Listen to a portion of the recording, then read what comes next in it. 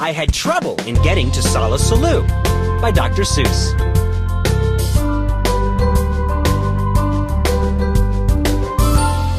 Read to me. Read it myself. Autoplay. I was real happy and carefree and young, and I lived in a place called the Valley of Fun, and nothing, not anything ever went wrong. Valley of Fun. Me.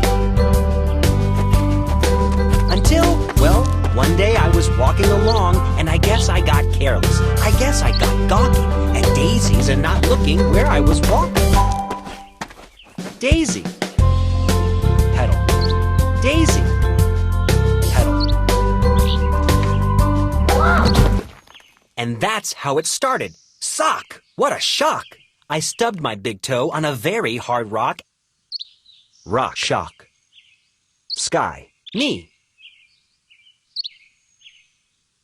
And I flew through the air, and I went for a sail, and I sprained the main bone in the tip of my tail. Tail. Now, I never had ever had troubles before, so I said to myself, I don't want any more. Rock. Me. Daisy. If I watch out for rocks with my eyes straight ahead, I'll keep out of trouble forever, I said. Me. Rocks. But watching ahead, well, it just didn't work. I was watching those rocks. Then I felt a hard jerk. A very fresh green-headed Quilligan quail sneaked up from in back and went after my tail. Tail. And I learned there are troubles of more than one kind. Some come from ahead and some come from behind. Rock. So I said to myself, now I'll just have to start to be twice as careful and be twice as smart. I'll watch out for trouble in front and back sections by aiming my eyeballs in different directions. Me. Quilligan quail. I found this to be quite a difficult stunt, but now I was safe both in back and in front. Rocks. Then new troubles came, from above and below. A scritch at my neck and a skrink at my toe, and now I was really in trouble, you know? The rocks and the quail and the scritch and the skrink. I had so many troubles, I just couldn't think.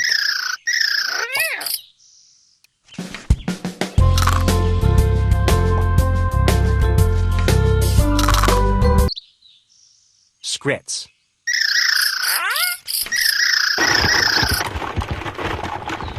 There I was, all completely surrounded by trouble, when a chap rumbled up in a one-wheeler wubble. "Young fellow," he said, "what has happened to you has happened to me and to other folks too. So I'll tell you what I have decided to do. I'm off to the city of Solla Sollew on the banks of the beautiful river Wahoo, where they never have troubles, at least very few."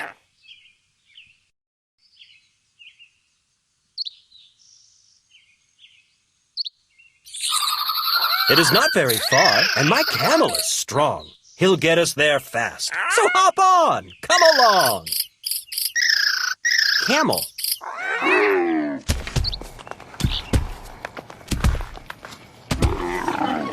I jumped up behind him, and all through that day, the wubble wubbed on in a wubblesome way.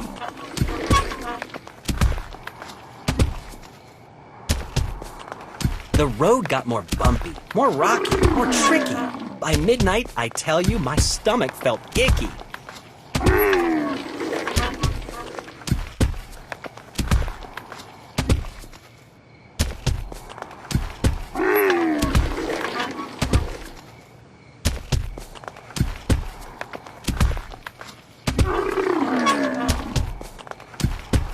Camel.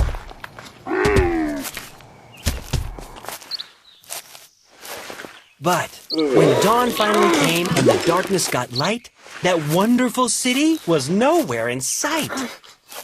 Mountain.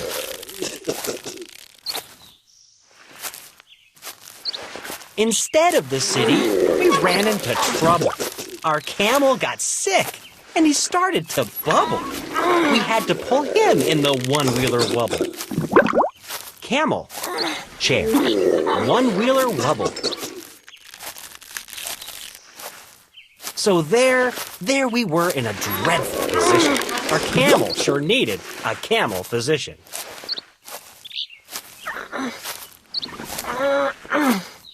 Now, doctors for camels are not often seen, especially on mountains. They're far, far between.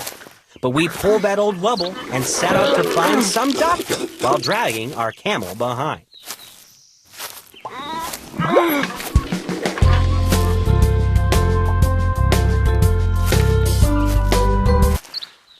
Now, doctors for camels are not often seen, especially on mountains. They're far, far between.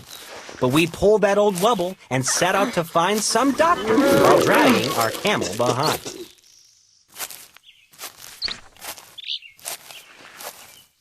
I pulled, and pulled. Then the next thing I knew, I was pulling the camel and wubble chap too. Now really, I thought, this is rather unfair.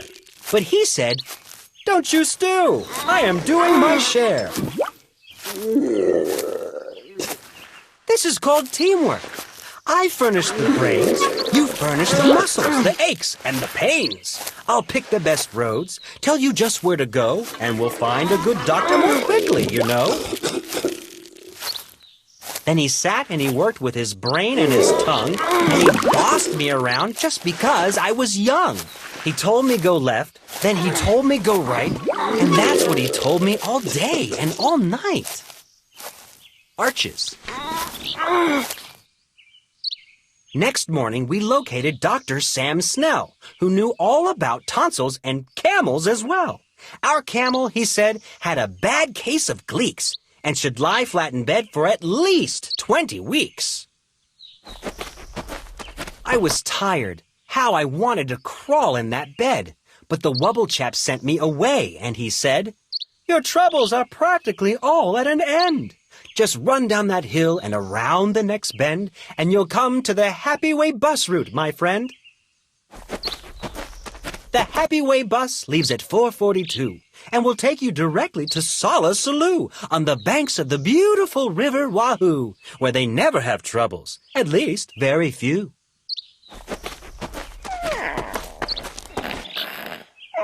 Well, the bus stop was there, and that part was just fine. But tacked on a stick was a very small sign saying, "Notice to passengers using our line. We are sorry to say that our driver, Butch Myers, ran over 4 nails and has punctured all tires. So, until further notice, the 442 cannot possibly take you to Solla Sollew. But I wish you a most pleasant journey by feet. Signed, Busline President, Horace P. Sweet." So I went on by feet, thanks to Horace P. Sweet, and that Horace P. Sweet almost ruined my feet.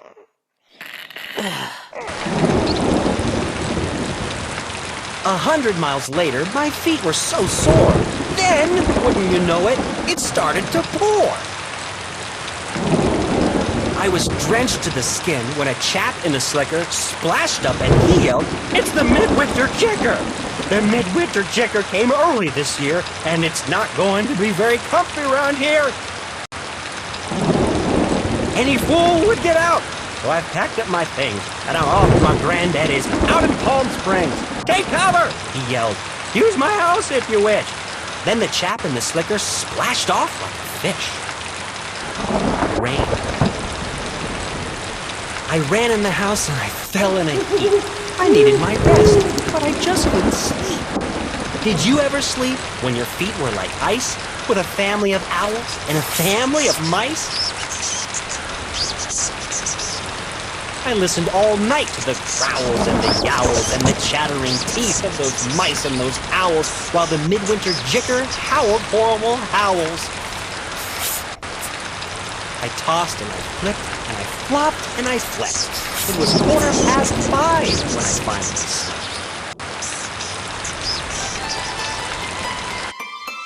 Then I dreamed I was sleeping on billowy billows of soft silk and satin marshmallow stuffed pillows. I dreamed I was sleeping in Solla Sollew on the banks of the beautiful river Wahoo, where they never have troubles, at least very few. Then I woke up and it just wasn't true. I was crashing downhill in a flubulous flood with suds in my eyes and my mouth full of mud. And my nose full of water, my ears full of shrieks of the owls flying off with the mice on their beaks. And I said to myself, now I really don't see why troubles like this have to happen to me.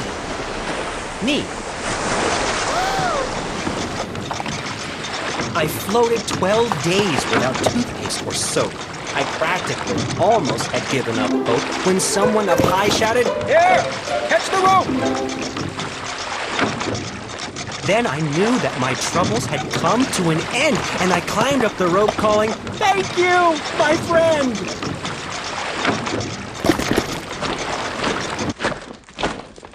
I got to the top, but it wasn't a friend, and I saw that my troubles were not at an end. A big man on a horse scared me out of my wits. He bellowed, "I'm General Genghis Khan Schmitz. There's a war going on, and it's time that you knew every lad in this land has his duty to do. We're marching to battle. We need you, my boy. We're about to attack. We're about to destroy the perilous Poozer of Pamplemousse Pass. So, get into line. You're a private, first class."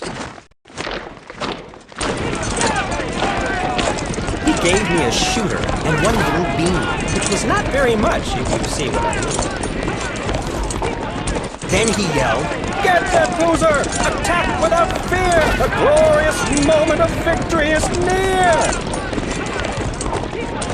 And the glorious general led the advance with a glorious swish of his sword and his lance and a glorious clank of his tin-plated pants. Pamplemousse Pass.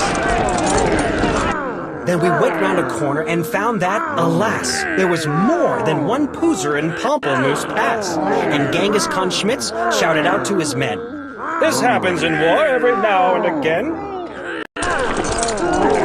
Sometimes you are winners, sometimes you are losers. We never can win against so many Poozers. And so I suggest that it's time to retreat." And the army raced off on its tin-plated feet. There I was, with more Poozers than I'd ever seen. There I was, with my shooter and only one bean. There I was! And I thought, will I ever get through to the wonderful city of Solla Sollew on the banks of the beautiful river Wahoo, where they never have troubles, at least very few? I had terrible trouble in staying alive, and I saw an old pipe that said, "Vent number 5. I didn't have time to find out what that meant, but the vent had a hole, and the hole's where I went.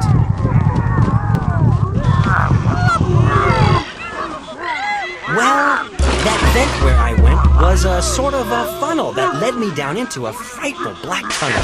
The traffic down there was a mess, I must say, with billions of birds going all the wrong way.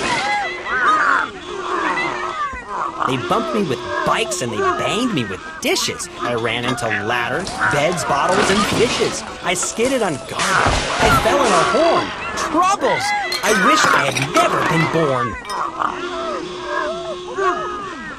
I was down there 3 days in that bird-filled-up place. At least 8,000 times I fell smack on my face. I injured 3 fingers, both thumbs, and both lips, my shin bone, my backbone, my wishbone, and hips. What's more, I was starved. I had nothing to eat. And damn, was it damn, I grew moss on my feet.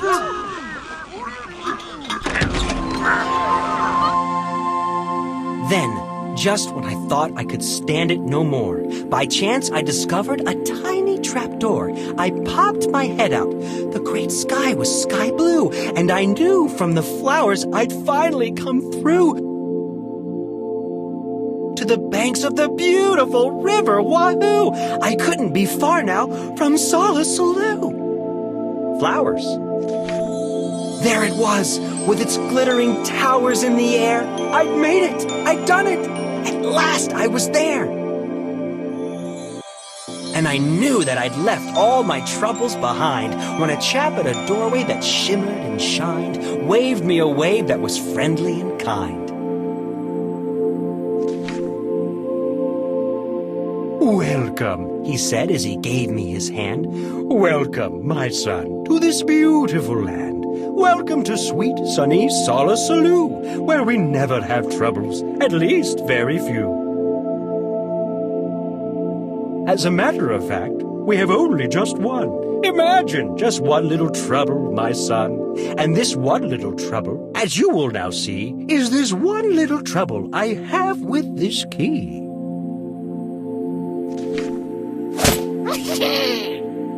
There is only one door into Solla Sollew, and we have a key-slapping slibbard. We do!